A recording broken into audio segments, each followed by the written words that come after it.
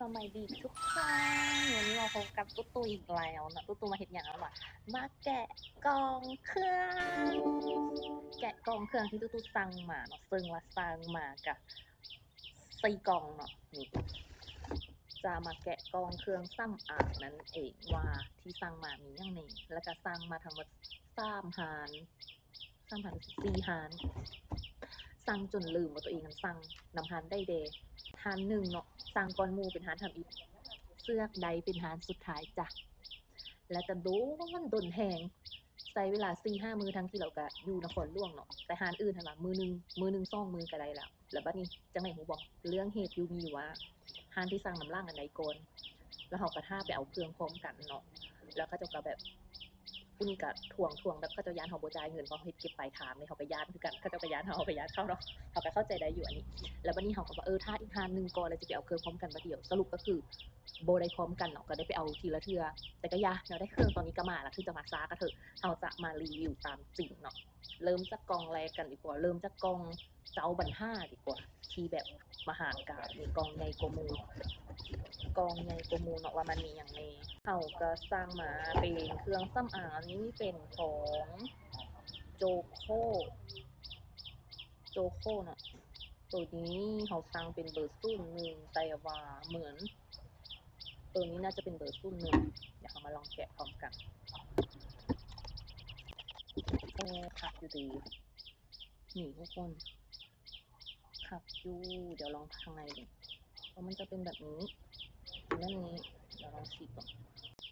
ทางนี้เป็นดอก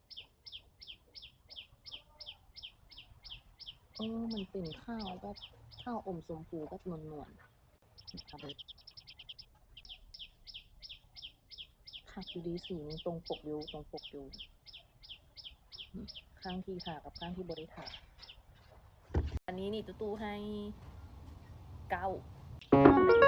ค่ะแล้วห้องแบบกินคือแป้งเด็กแคร์เบอร์กันต่อไปอันนี้คืออย่างอันนี้แพนเทคเlection exlection brightness lip oil เป็นลิปสติกเบอร์04นะตู้กับบุจือเลยว่าตัวเองสั่งเบอร์อย่างนี้มาสั่งโดนมากแล้วมันกันนานมากฉันก็แบบเริ่มจะติงฮานี้ตู้บอกเลยว่าตู้สิบสั่งอีกเพราะว่าอย่างมันโดนเกินแล้วเราเขาบอกจังไหนแกเราลืมไปฝากเครื่องให้ซันจ้าซันได้ไปทวงฮอตมือที่3ได้ไปทวงแล้วนางจึงไปฝากให้ซันวันที่1แล้ววันที่2ส่งบินมาให้มีหน้ามาตอแหลว่าวันที่1พนักงานทักเรียกจ้าก็เลยว่าซอกบินยังซอกบินให้ยังโบเห็นแล้วจังไหนจะไปเบิ่งบินฝากเครื่องมันฝากให้กูวันที่1มันตอแหลอันนี้เนี่ย CB นี่เป็นลิปกอดสีชมพูน่ากินมากเลยเป็นเยลลี่ทาเลยได้ไหมกินหอมแบบขนมอมได้อยู่ตัวนี้นี่ให้7ต่อไปอันนี้ก็จะเป็นครีมฮองพื้นตู้สั่งเบอร์1ได้เบอร์2จ้ะทานมหากาพย์ฉันบอกเลยสั่งได้เดียวนี่แหละมันจะบล็อกเฟซมันสั่งอีกแล้วบุทานเนาะตัวนี้ดีมีว่ามี moisturizer and clear liquid foundation ถ้ามันมาเป็นเบอร์2นะก็ต้องทำใจว่าอาจจะใส่เป็นโทนหน้า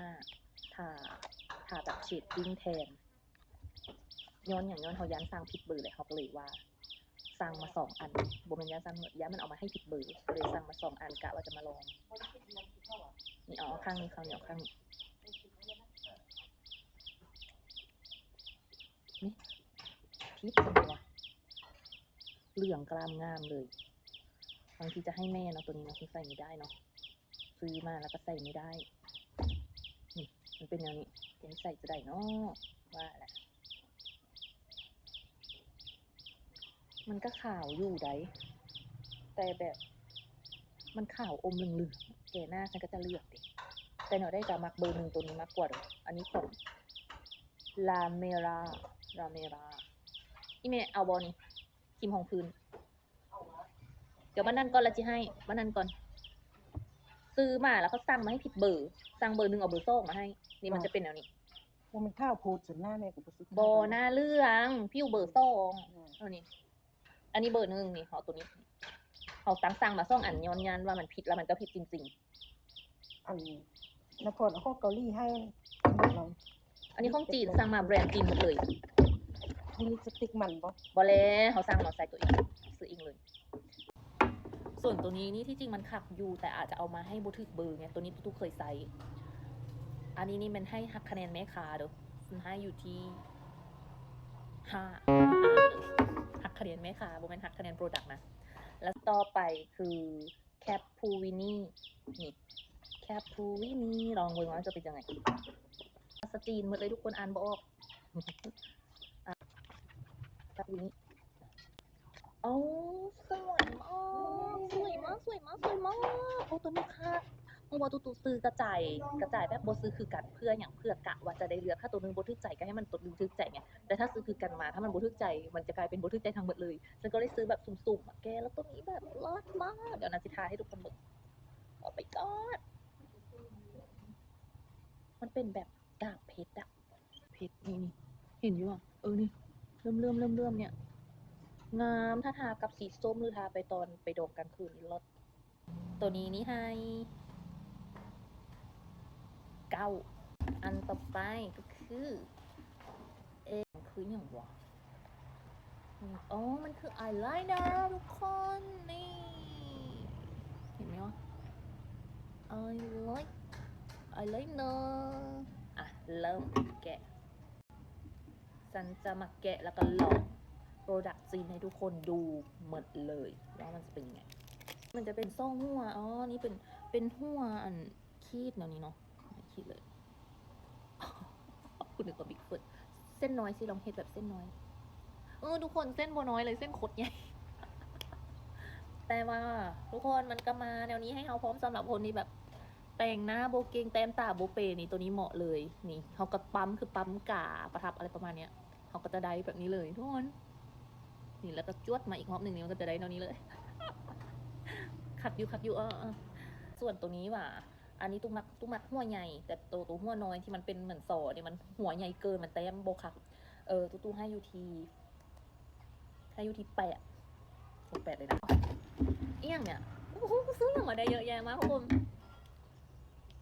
อันนี้คือมาสคาร่าเหรอเวลาทุกคนตู้ไปซอเบิ่งแล้วมันคือมาสคาร่าแต่เป็นยังมันคือโบเกียนมาสคาร่ามันเขียนว่ามาสคานะจ๊ะนี่ซึ่งไม่ได้มั่วนะจะเอาให้เบิ่งแหละทุกคนแล้วบัดนี้มาจะลองให้ดูเดี๋ยวแว่นก็บ่มีดิอยู่ไกลโค้งมากจากที่ถือผมหรือถือคนตาก่อนแว่นบ่มีทุกคนบ่ได้เอาแว่นออกมาอันนี้จะเป็นแทงใหญ่ๆยาวๆโบแมนนะจ๊ะเป็นขาจ้ะตอนนี้จ้ะน้อยแหงซื้อมาผิดอันโบแต่มันโบงอคือโฆษณาโอเคอันนี้1 เต็ม 10ให้ไปผิดหวังนิดนึงนะเขาจะเอามาสคาร่าแม่เหล็กโบแน่ใจว่าเขาซื้อมาผิดอันหรือมันตรงปกหรือเปล่าตัวนี้ให้ถ้าเป็นตัวนี้นะเฉพาะแค่ตัวนี้เอาให้5นะตัวนี้ให้5ตัวนี้คืออย่างเนี้ยนี่คุณอันที่ก็จะโฆษณาว่ามันแบบบอกให้หัวฟูหนาเก็บผมสินะเวลาเฮาเห็นนั่นเห็นนี่เราเก็บผมเนี่ยมาลองให้ทุกคนเบิ่งนี่มันจะมาเก็บผมได้ไหมวะมันก็ได้อยู่เด้เรียบเลยเด้นี่จะเห็นให้เบิ่งข้างที่บริเก็บกับข้างที่เก็บแล้ว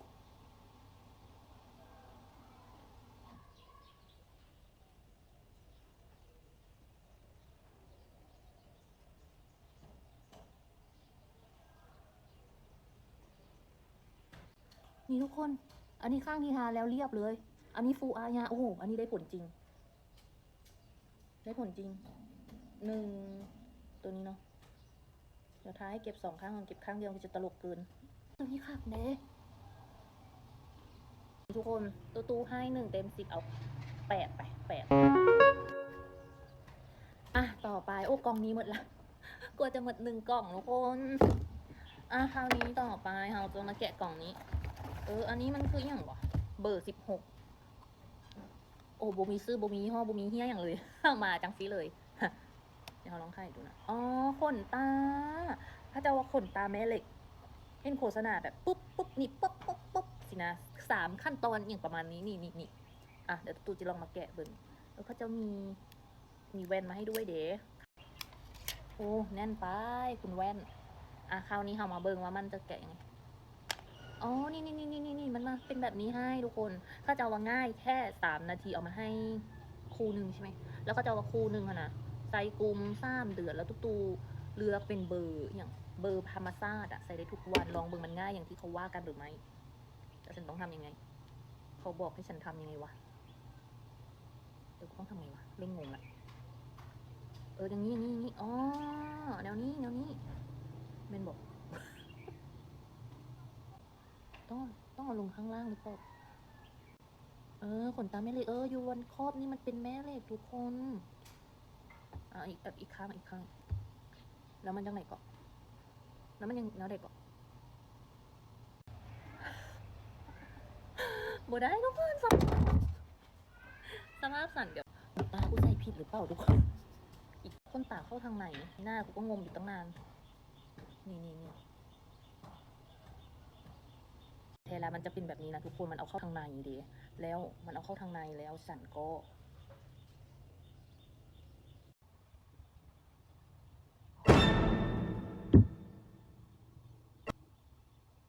Oh no อันตรายมากมันจะเป็นออกจากปาก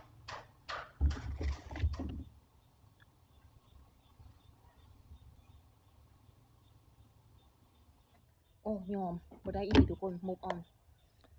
เขาเจ้าก็หนีบได้แล้วทำไมกูหนีบไม่ได้กูก็บ่รู้คือกันเอาไว้ก่อนแล้วค่อยไปฝึกเนาะคือตอนที่เหียนใส่ก้นตาเหียนใส่คอนแทคเลนส์ใหม่ๆกับฟิลเนี้ยฟิลแบบทุลักทุเลมากจนฮอบที่3ที่4มันจึงเข้าเรื่องทุกคนอันนี้ด้วยเอาที่เข้าไปคืนบางนาบางมาอันนี้1 เต็ม 10ให้เท่าไหร่วะคือตัวเหมือนใส่บ่ได้หรือเป็นน้ำเฮาบ่มีประสบการณ์หรือเปล่าเอาไป7ก่อนละกันไปพยายามอันนี้นี่คือครีมอย่าง Hair Shadow ที่ปิดหัวล้านทุกคนปิดหัวล้านสำหรับคนนี้แบบผมน้อยคือตัวนี่หัวล้านนี่ครับมาปิดหัวล้านเฮาตู้มันก็จะมีสีต่างๆมาให้เลือกเนาะแล้วตู้เลือกเป็นสีแบบดำธรรมชาตินี่มันก็จะเป็นแบบนี้บางมาแล้วบางมาแฮร์ชาโดว์แล้วมันก็จะมีอีกฟองอันนี้มาให้ด้วยนี่เขาก็แจ้สิอึ๊บถูน้อยหนึ่งนี่แล้วนี่และมาจะปิดให้พวกเธอเห็นได้ไหมวะรอดหรือไม่ขอยังเรียนหน่อยนึงโอ้สบายได้อยู่ดิทุกคนนี่ผมเลยแล้วข้างนี้ที่บริปิดข้างบริปิดข้างที่ปิด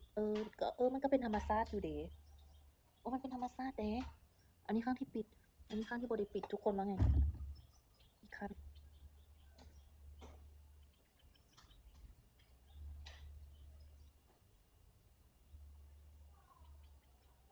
เป็นคนมีผมเลยได้อันนี้ได้เรื่อง1 เต็ม 10เอา9ไปอันนี้ให้9คักเป็นคอนแทคเลนส์รายเดือนที่ตู้สายตาสั้นตู้สั่งสีบราวน์และสีเกรย์ 3.5 อันนี้นี่เป็นเกรย์ออริเวียเกรย์เดี๋ยวออริเวียบราวน์โอเคถูกต้องครับเขาเอามาให้ฉันถูกแล้วนี่อันนี้เป็นคอนแทคเลนส์เนาะกระจกเพียงเท่านี้แต่การรีวิวซึ่งคอนแทคเลนส์ในตู้ไซส์ก็โอเคอยู่เป็นแบบชุ่มน้ำ65%เป็นแบบรายเดือนแล้วก็คอนแทคเลนส์ก็ให้1 เต็ม 10เอาไป8นะแล้วก็จกบริมีอย่างก็มีตัวบาร์บี้ตัว ใส่แชร์คอนแทคมาให้แล้วมันซื้อแล้วมันกระแทกมันหนักตลอดเนาะแล้วมันก็กองอยู่เต็มห้องเลยซึ่งตูบ่ได้ใส่เพราะตูใส่อันที่ตูซื้อมามันน่าหักไงเราก็ใส่ตัวนั้นตูของแถมกระแทบจะบ่ได้ใส่เลยแล้วตอนนี้ฉันก็งงว่าฉันจะไปเก็บมันตรงไหนเพราะมันลืมไล่แล้วอ่ะหมดแล้วทุกคนการรีวิวของที่สั่งมาเดี๋ยวฮอบหน้าตูมียังจะมาบอกต่อแล้วมาเจอกันนะจ๊ะไปก่อนบ๊ายบาย